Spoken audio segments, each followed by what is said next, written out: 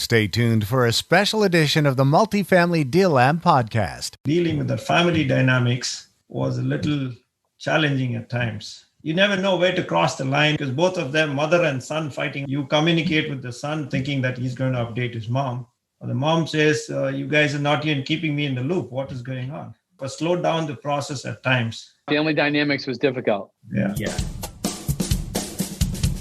Welcome to the Multifamily Deal Lab podcast, where we dissect a deal before your eyes and ears so you can discover the strategies and tactics that got each deal to the finish line. Strategies and tactics that you can put in your own toolbox to get you to the closing table. From sourcing the deal, raising, due diligence to the property takeover, Multifamily Deal Lab shows how you too can get the deal done. And now here's your host, David Lindahl. Everybody, welcome to Multifamily Deal Lab. I'm your host, Dave Lindahl. And I'm excited about this podcast because we have got two partners on the line that have done a pretty good sized deal that they're going to tell you all about. And we're also going to go into lightning round at the end of this. Do you guys know what lightning round is, by the way? Vish? Matthew? Well, I have a little idea, but I have no idea what it is. You have a little idea, but no idea? Okay. All right. So that's a little fun thing I like to do. And so it's kind of unusual. It's a little bit quirky, but it's fun. So let's make life fun, right? Let's get right into it. Tell everybody who you are. Vish, you first. Tell everybody who you are and where you're from. Well, for everybody listening, my full name is Vishwanath Muni Venkatappa, but I wouldn't challenge anyone to tell my full name, but I go by Vish Muni. And I'm from India, born and raised in India, did all my schooling in India and came to US, to the land of opportunities 20 years back. And we moved to Texas 10 years back, thanks to my Texas wife, and she brought me here. And ever since I moved to Texas, I've been investing in single family homes, that is 10 years back. And prior to that, I've been a technology consultant all my life. And I've been a small business owner while I've been investing in single family homes. After 10 years, I realized, well, there's something wrong with this. People talk about the fancy lifestyle and retiring in 2 years after or 3 years after investing in real estate. I should be doing something wrong. I've been doing it for 10 years. I should have retired long back. And that is when I came across a book written by Dave Lindahl and ex-President Donald Trump, Commercial Investing 101. And that caught my curiosity. And then I started following Dave Lindahl. I mean, not literally in the sense online. So I was following him, and then and that is how I got involved with joining. I ended up joining RE Mentor in 2019 November at that time, and that's when I discovered for the first time what syndication is all about. And I got super excited once I realized that, and I ended up joining the program thanks to Dave, Tyler, Ryan, and Gene, Jermaine, and my coach Don Goff. And also Morris from I've been talking to Morris also. Matthew, Anna, tell everybody who you are, where you're from. My name is Matthew Petz. I'm originally born and raised in California. Worked as a mechanic for many years and decided to move to Houston, Texas to get a little more vocational education in cylinder head machining. And that's decided to stay in Texas. And shortly thereafter, I came up on a little inheritance and started investing in single family homes. And I read Robert Kiyosaki's book. And from there, then I found Dave's book, Multifamily Millions, which led me to the boot camp. And the boot camp quickly led me right into joining the program. And Rebecca was my coach from there. And after a year of looking at deals, we finally landed one. Yeah, I just came along for the ride. No. That's it? I'm the accountant. I went to school at CSU Stanislaus. So I have my bachelor's degree in administration, concentration in accounting. So I was able to come on and start with the single family homes and take care of the books that way. And it just went from there. Awesome. So then you guys decided you're going to start investing together? Yep.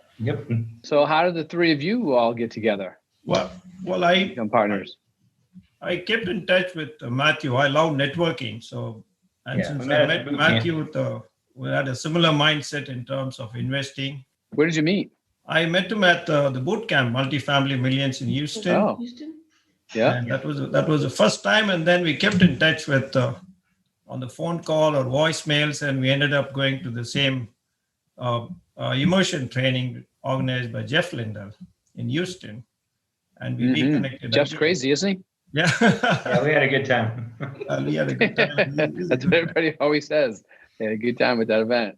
Right. So that is how me and Matthew kept All right. in touch, and then we worked on a few. So you deals. guys decided to do a deal together. Talk about the deal. How big was it? Where was it? Where is it, first of all? Where's the deal that you did? It's in Bonham, Texas. It's about 45 minutes to an hour north east of Dallas area. So it's a small little area. It's up and coming.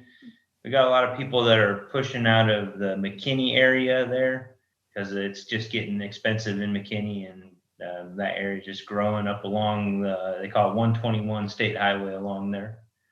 But we found this through our property manager, who's actually involved in a deal that we're general partners on in Denton, Texas. So she owned that deal before, and her son was getting ready to sell it, and she didn't want to be out of it. So she was trying to find someone involved in the group that she can partner up with to buy it. Oh, wow. And there's 65 units. The numbers look right. There's a lot of potential there. We have room to build another 60 units at least. So we'll be able to double the unit size there. Okay, so this is interesting because you had a property manager bring you the deal, and she wants to be inside of the deal. And so you three together cut a deal with her. What type of a deal? What type of an equity split deal did you cut with her? Usually, since we're new, she'd be our sponsor and sign on the note. And usually she would take about 50% of the GP shares. And when we break it down, we were looking at about a 60-40 split. So basically in the end, her and her team, they ended up with a 20% equity stake in the whole deal. You did a money raise? We raised the funds ourselves. We had cash and from family. So the investors are family. Okay, so let me understand this. So the deal between you guys, the ownership, and the investors is a what split? What was that? Is that the 60-40? Yeah. But okay, so the investors get 60, you guys get 40, and of the 40, the manager got 20? So you got 50% of the 40? Yes. Okay, I get it. And we brought the funds to the deal for the most part. So we didn't have to raise. We basically own that other 60%. Great. So you three are the one team and she's the other team, and then you got your partners. Is that how it works? Yeah. So Vish, what did you think of the deal when it was brought to you? Well, this was a very creative deal. In other words, it is not a straightforward deal because Matthew already had known the property manager through another deal. And that way we had an existing relationship. And all Matthew had to do was listen to her and talk to her and go with her and see if it's the right property, because it took us almost 8 months to take down this deal because we were going back and forth. What was the purchase price? Well, it was originally 6.25. Our final purchase price was 5.55. And how did you get that price down? Was it simply the numbers didn't work? Negotiations with the seller, we basically assumed his debt, so he reduced the purchase price by the amount of his prepayment penalty. Oh, okay, I get it. All right, so the seller. So you assumed that you went through an assumption process with the bank. What's that? You went through the assumption process with the bank? No, we didn't go through that process, but we took on the debt. They assigned it to us. Yeah. So did you pay a point for them to do some due diligence on you guys? No. You didn't pay? Since Kathy was our property manager, had already signed on the note, 100%. Yeah. And she was staying in the deal. It was an easy. Oh, I see. Change. So nothing changed, yeah. Okay, so there's another unusual aspect in this particular deal because you were able to assign it and just get added on, which I'm sure the bank was happy about. But they didn't have to. You didn't have any vetting to do because one of the original borrowers was staying on. Yes. Yes. So you're really just displacing borrowers. It didn't cost you anything to do that. Must have been a local bank. Was it local? No, it was through Arbor. Oh, it was a Fannie. All right, good. All right. So they reduced so since there wasn't a defeasance or yield maintenance or prepayment penalty, all three are the same, basically, different variations. Yeah. So they agreed to just reduce it by the amount of what they would have paid. So that's pretty good. They were looking for a particular profit and they got it. You get one way or the other. Yep. Yep. And Okay, it worked out so- well for everybody. Yes. Yeah. It's a win-win for That was everybody. That's awesome. just months of spending time talking with the seller. Yeah. Why did it take so long? You said it took 8 months to negotiate? But we had to build the relationships and we had to make sure they were comfortable. I think it was the sellers, so it was his first property and he had a little emotional attachment to the property. Oh, but yet he wanted to sell. Right. Yeah, he's moved on to Mm. bigger deals now. Mhm. All right. If you go to davetoday.com, I have got a free book offer for you. And it is my iconic Multifamily Millions book. I wrote this as a sequel to Emerging Real Estate Markets, but this has been the start of many, many of our students' Multifamily Millions. So many people were inspired by this particular book and continue to be inspired by, because it's foundational information that gives you the awareness, the foresight to know that you can become a multimillionaire, and the step-by-step on how to go do it. Now, this book retails on Amazon for $23. You can have it for free. All I ask is you pay shipping and handling of $7.95. And you can also get some free bonuses when you do, and also autograph it for you. Those bonuses are, number one, the 27 ways to buy multifamily properties with no money down. There's actually 104 ways in here. You hand it to your management company. They go out and do what it says. And then in doing that, you keep your property leased up and you keep that cash flow coming in.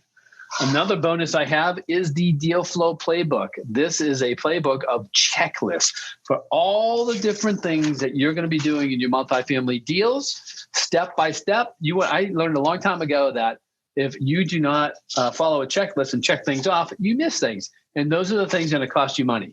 So everything that you do in sourcing deals, underwriting deals, raising funds for your deals, taking over the properties on your deals, to the nitty gritty, the lease audit on your deals, to preparing for the exit of your deals, everything has a checklist. You get all those checklists as a bonus, and that's free. And then I mentioned I wrote the book Emerging Real Estate Markets. I also have a poster for you, and that is the Emerging Real Estate Markets poster. It gives you the 4 stages of the emerging markets. It gives you each particular phase, the key characteristics of those phases, and down below, it tells you what your key strategies should be for that particular phase. So you can just simply put this on your wall. And with that, you can determine what your market is, where it is in any particular phase, or if you're looking for emerging markets, which markets around the United States are actually emerging. And then from there, you can make the most amount of money in the least amount of time with the least amount of risk. And as you know, investing in multifamily properties and becoming wealthy, that wealth is created through appreciation. So that's why we are giving you the emerging market cycles as well. So multifamily millions, all the bonuses, just pay shipping and handling, and you get it now.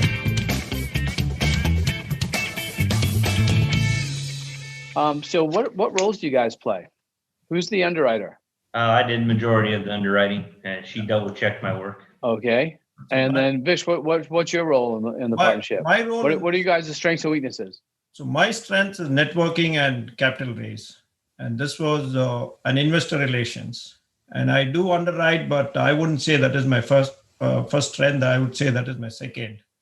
In this deal, I let Matthew do all the underwriting, and I took a look at the underwriting. And he had his coach look at his underwriting also. And once the numbers worked, and then we both agreed on it, and we moved forward. But my strengths is mainly networking, investor relations. Excellent. And who's the operator? Anybody that's strength is asset management? Starting to. I'm going to be working with Class A management. So I'm going to be seeing what they do. They use Resman, their software I like very much versus using QuickBooks. So I'm going to be the one to take on that role as time goes on. Just so other people can understand what you just said you'd rather use Resin than QuickBooks? Yes. For accounting software. Yes.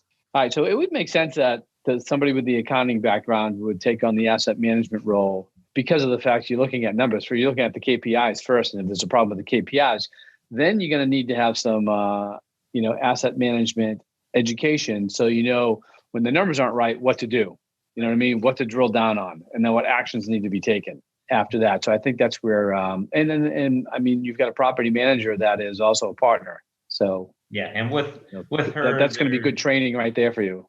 Yeah, exactly. Yeah. And with our property manager, her team has other people that have 15, 20 years experience with asset management and operating apartment complexes. Have you been through the digital asset management boot camp that we have inside of the Learning Center? Have not. No. Yeah. So you're a mentorship student, so you would have access to that. Obviously, there hasn't been any live events for the last year and a half, but even before then, we were. What's that? That's what I missed is the live events. I got cut off right in the beginning of my training, or all the live events stopped. We just start doing live events again, live 3-day boot camps again. We're having one this weekend in Dallas, actually.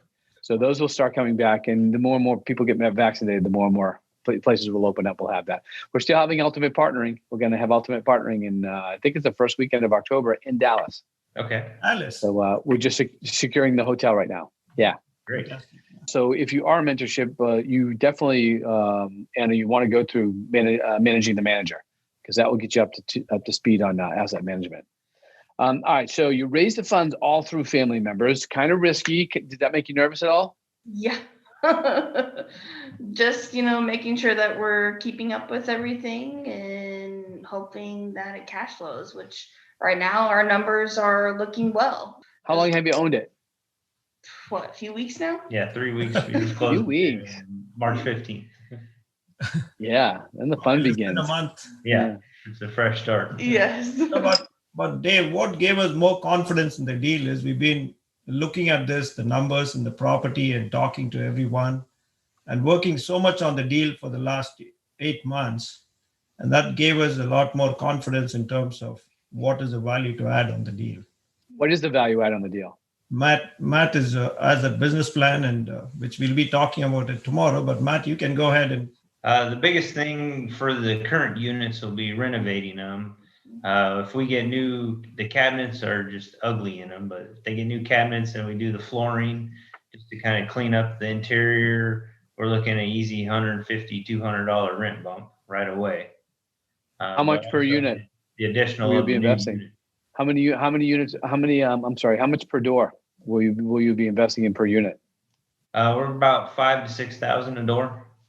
5 to 6K. Did you do the numbers? How much 5 to 6K a door? 65 doors is about 600,000. Yeah, it's about what we budgeted for all right. Repairs, so some units. And then you bump. That's the high end of per unit. Okay, and then you bump the red spot. How much? 150 to 200 a month. How much? And then that equals so much per year, and then that equals how much increase in the value? Oh, I haven't looked at it. I've been looking at all the numbers with increasing the value of the new units as well. But we're probably 2 to 3 million. 2 to 3 million bump in value. Yeah, because if you did, let me see. I'm going to do those numbers real quick. Let's say you did 150 times 65 times 12. Now you've got an extra 117,000, right? We divide that by a point. Let's say, We're using a 6 cap. 6 cap. All right. 1.9. Almost 2. So you were going to put in 600,000 and get 2 million back, a net of 1.4 million. Smart investment. And that's just the renovation of the units. If we double the size of the renovation, complex, that'll be even better. What are you going to do? Side the complex? Yeah, we can build another 60 units there. Oh yeah, that's right. You're gonna. So you have another value add, which is the building. Yeah. Of the units. Yep, and lease up. I look forward to that project. That'll be a lot of fun. Yeah, that's pretty exciting. How far away from this is it from all you guys? I live 40 minutes from the property. For me, it's 150 miles. How many minutes is that? That's about close to 3 hours, depending on the traffic. I have the longest commute. I live in California. Oh, you do? Yeah. And you're hanging out in Texas right now? We're actually in Florida visiting our family. Our parents. Oh, nice. Grandparents are here. Yeah. Excellent. Good. So what was the biggest challenge in this deal other than taking 8 months to close it? What would you say is the biggest challenge? And then I'm going to follow that question up with what was the most unusual thing about this deal? the whole deal was pretty creative. Well, Unusual. I think what I feel is so the property manager is managing the property and the son owns the property. So dealing with the family dynamics was a little challenging at times, because I would feel that was you never know where to cross the line or where not to do or not to do things. So that was another thing which we had to, because both of them, mother and son, fighting over a lot of things they don't agree upon, because you communicate with the son thinking that he's going to update his mom. Or the mom says, you guys are not even keeping me in the loop. What is going on? And that sort of slowed down the process at times. That is right, Matt? Okay. Yeah. So family dynamics was difficult. Yeah. My challenge All right, is to figure out when to initiate attorneys and lenders to start their job. Because you know when you're going to close, right? Yeah. All right. What about the takeover? Were there any surprises at the takeover or during the inspection? No, we're just trying to work with the management team and get things moving more streamlined, versus trying to essentially hound for information or get things rolling at some point. We're still trying to find our happy medium of working with each other. Excellent. What advice would you give somebody that was just starting out looking to get into their first deal? Take a deep breath. You're going to be going on a roller coaster. It's a little emotional, yeah. Yeah. Get to know the seller. I think that's the big that's really thing good I advice. took out from the whole deal. Well, What about you, Vish? for me, I would say it all comes down to the quality of relationships, because if someone, even if you have all cash, if they don't like your face or if you don't like the way you treat them, they're not going to sell it to you. But if you have a good relationship, I mean, you got to be real with them. You can't fake it. You can't tell them I've done thousands of deals. And once they realize that you haven't done, and it's of no use, you're talking big. But you got to be real with them. So, You can't let that BS meter start going up. Right. Once that starts going up, and your chance of getting that deal start going down, because eventually you're going to trip up and say something that just doesn't make sense to the seller. And even though they may not say something to you, it's going to sound alarms in their head. Right. And they got to retract. Even though people talk about, you got to fake it till you make it, but I would call them a fake, because you can't fake it. Because in other words, rather than faking it, I would feel you need to partner with people who have already done it. That'll make everybody's life easy. Yeah, I don't believe in that fake it till you make it. But what I do believe in, first, I know from experience, my own experience coming from nothing in buying deals, is as long as I was honest with the owners when I was negotiating or with my investors, then they understood. At the beginning when I would get the questions, how many deals have you done? It's like 1, 2. Small ones, 3 families, 4 families. And then, but I would tell them about, what I was planning on doing, who my team members were and all of that. So I was always honest, and they could tell that. And I think I had more people do business with me because I was honest more than I had experience at the beginning. But the fake it till you make it. I think a better phrase for that is to, is see it and feel it and vision it. And as you're doing that and drive yourself towards that vision, then you're going to get there. Right. Yeah. And there's this expression, acting as if, acting as if you're already there. That's fine. Just as long as you're not lying. Right. While you're acting as if. That works good. All right. Did you control that dog? Give that dog a bone. Yes.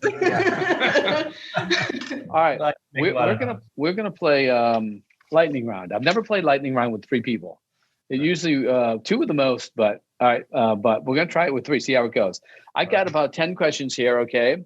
I am gonna go Vish first, and then Matthew second, and then Anna third. All right. And we're gonna go down. I'm gonna go down the list. So I'm just gonna ask you a question, and then you answer it. Okay. And then the last question will be for everybody. All right. So first, Vish, if you had one superpower, what would it be? Well, I would probably give everybody a better lifestyle, what they're looking in for. So you would be the granter of wishes? Granter of wishes, you would be the genie in the lamp? Yeah. Yes. And I would grant them the lifestyle, what they're looking in for. That's nice. Actually, Matthew, what would your superpower be? Some of these questions I'll ask all 3. My superpower, super strength. All right, Anna, I can build the world. I would fly. I like to fly everywhere. do you fly in your dreams? Yep. That's a very good omen, by the way. I used to climb an imaginary rope when I was a kid and start flying in my dreams. All right, so all three. What's your favorite car, Vish? I drive a Subaru. I like it. All right, favorite car, Matthew.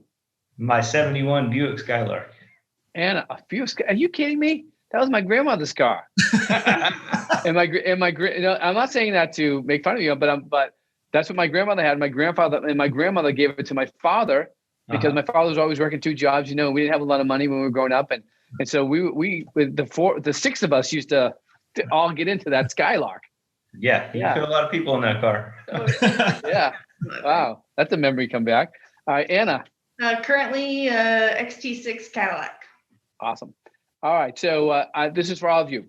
Do you know how to salsa dance? And if you do you eat salsa chips while you dance? I eat salsa chips, but I don't salsa dance.